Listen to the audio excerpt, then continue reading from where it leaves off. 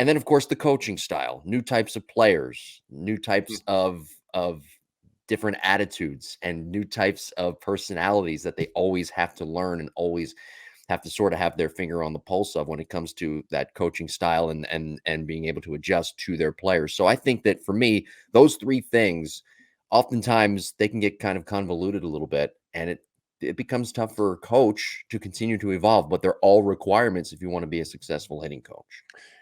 Yeah, and it really depends on what kind of coach are you gonna be. Are Yeah. you trying to help your son or daughter's team, 10-year-old team learn how to play the game, Yeah. fundamentals?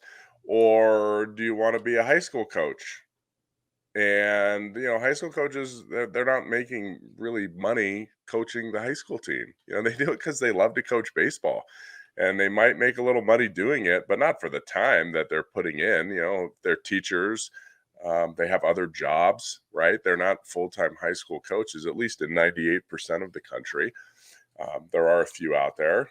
And then you have college and professional coaches or private hitting instructors that are getting paid to do this. So you have many different levels of people that are trying to help players. So uh, the key with technology is it has to match the player you're working with. So what's cool about what I do is I work with not very many, but I'll work with an 8-year-old maybe, once a year, or through the online academy. Like a lot of the online players are players that are really young, just getting started, and I can give them one or two things that are going to make the learning process easier for when they're older. But I'll have a 10, and whatever, 8, 9, 10-year-old in the online academy, or I'll see for an individual lesson here. And then all of a sudden, I have professional players that I need to work with. Right, that's a pretty big gap of people and talent and personalities. So I I can use a pretty much any technology out there, right? Because that's what I Mhm. do for a living.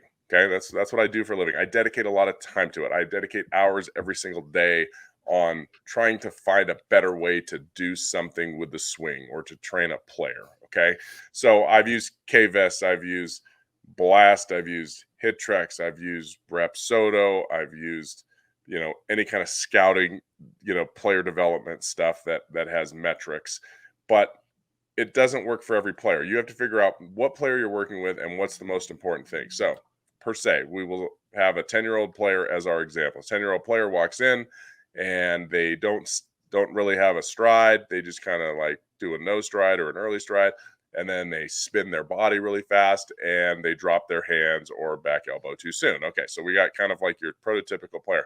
Like, I'm not going to put a K vest on a 10-year-old or a 12-year-old because they're not mature yet.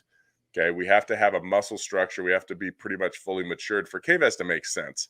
I have a lot of players that I've taught recently that are taught to, kind of use their body a little bit too much, right? They got Yeah. tight arms, they got tight shoulders, and so they're 190 pounds, but they don't create the exit velocity that they should for that size. Are they bad athletes? Right? That's number one for me. Maybe they just don't have any athleticism. That's totally feasible, right? You can blame your parents for that. As my dad said, Jake, you'd be a big leaguer if you had my genes instead of your mother's. Okay. So I hear it every day. Like, it's very, and it's true. My dad was a freak, right? He was big, he was fast. Man, I that's mean, he harsh was, though, man. oh, that's That's harsh. harsh. He's 70 something years old. I still get it. Right. So, anyway, uh, you have to figure out who the player is. But I have players that are pretty good athletes. They're not maxing it. So I'll put the K vest on them, and it's like, boom. Okay, you're not your energy is transferring from your hips to your shoulders really well, but your speed gain from your shoulders to your hands is really bad. Right? Boom. Now I create a plan for that player. If I try to do the same thing with a 10-year-old, it doesn't work because that technology really is built for a mature sized person. But maybe the blast is really good, right? So now we go to a blast sensor with a 10 or 12-year-old, and it tells us, exactly kind of what is our swing plane doing? What's our attack angle? What is our barrel doing? Okay, so now it's like, oh, all right, this player has a big barrel drop. But then within blast, you have all these scores. I don't care about scores. I got to try Yeah. to improve scores. I want to know exactly what the barrel's doing. Is it swinging up or down too much? I want to know, is it dropping too much or not enough? I want to know what the time of contact is just to see, if we're making progress on being efficient. So then we have another layer on top of that is where was the pitch? Okay, you can't just put a blast on a player, have him hit the ball in BP and say, "Oh, his vertical bat angle was good." Well, maybe it was good because they were like super early. Okay.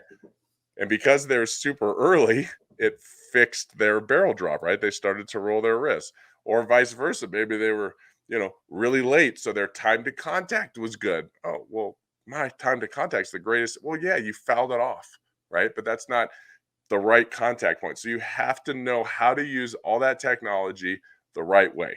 Okay. And that's why, Mondo, kind of wrote in, well, he's been to multiple certifications that I have, right? He's been to them, Denver, Texas. I know maybe he was one in California too. Excuse me.